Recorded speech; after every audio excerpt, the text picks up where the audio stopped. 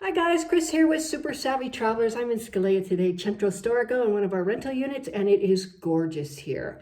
But I wanted to talk a little bit about risk because the question on people's lips is, can I buy a property in Italy risk-free? And the answer is no, never. You can't do anything risk-free. You can't get out of bed risk-free. There's always risk in life. But then the question becomes, how do I mitigate the risk so that it can be the least amount of risk possible? And number two, how much risk am I willing to assume? Okay, so the first one is very easy. It's just knowledge, knowledge, knowledge. The more you know, the less risk you have. And I like to think of knowledge in terms of, okay, what could go wrong? And then how would I handle it if it goes wrong? So you find that out, and then the risk becomes manageable. Another thing is my course, which you really should take. And I know I beat the drum on this, but I'm telling you, I covered as much as I possibly could in that course. I made it as cheap as I possibly could so everyone could afford it.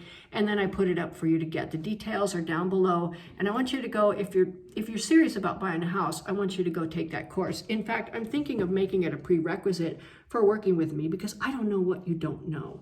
And I don't know what to tell you if you haven't taken the course. If you've taken it, you've got a good basis, you know what questions to ask, and you're prepared. Otherwise, it's all on me to make sure you know everything, and I just can't do that. Take the course or study somewhere else. I don't care as long as you get the data, okay? Now, let me give you an example on mitigation of risk and how knowledge fits into that. I talked recently with somebody who had a situation where he wanted to buy a property, but the number on the house was different than the number in the cadastral plans. And this worried him, and he had a right to be worried because it's a legitimate concern. However, there's a mitigation for that particular risk, and I'm going to tell you what it is.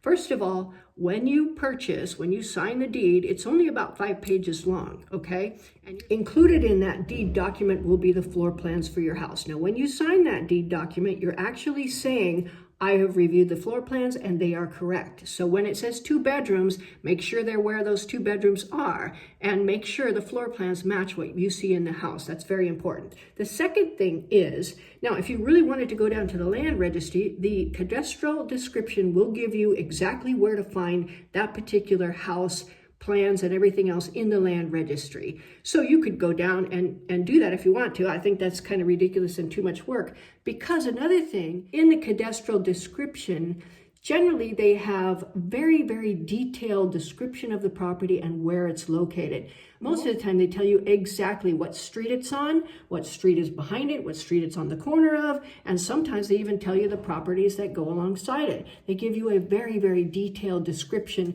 of where that property is. And I see it in Santa Domenica because I'm very familiar with Santa Domenica. So when I see a cadastral description, I go, oh, that house. I know immediately what it is. If you're new to it, make sure you sit down with whoever's selling you the house and go over all of that stuff and find out exactly so that all your questions, all your worries are answered before you send any money or sign a compromesso, or God forbid, sit down at the deed and go, oh my God, this is all different. That could be a disaster because then it's too late to get your deposit back. It's very important that you understand everything. Don't hesitate to ask every question that you possibly can think of. It's very important, especially having to do with deeds and titles and the process, everything, because it's different here. Here, due diligence is expected. You can get the risk down actually very small. Another way to mitigate the risk is to think of what could possibly happen as a result of me doing this, and then what would I do to handle it if it does happen? And that's a really good way to do it too, because if you have a plan B, if something happens, then it's not a risk anymore because you know what to do. The other question is, how much risk am I willing to take? And that's a question that's personal to everybody. If you're really, really risk averse and even the slightest risk causes you great tension, then don't do it. It's not for you. It's not worth it. Those are the things to keep in mind when you're looking at risk, especially in terms of buying a property in Italy. We have it set up in Santa Domenica Talao where we tour with the architect. He's very knowledgeable. I'm learning a lot as I go along and can advise you on many things. We have Nick Mehta if you really need legal support, so that the risk can be very, very minimal. In any case, I hope this helps you, and we'll see you in Santa Domenica very soon. It's beautiful here. I do want to say that things are booking up quickly. March and April getting pretty full. May is starting to book up. June, a little bit of time in June. Late July and August, I'm not taking any bookings at all because we're doing the B&Bs and it's going to be a full-time job.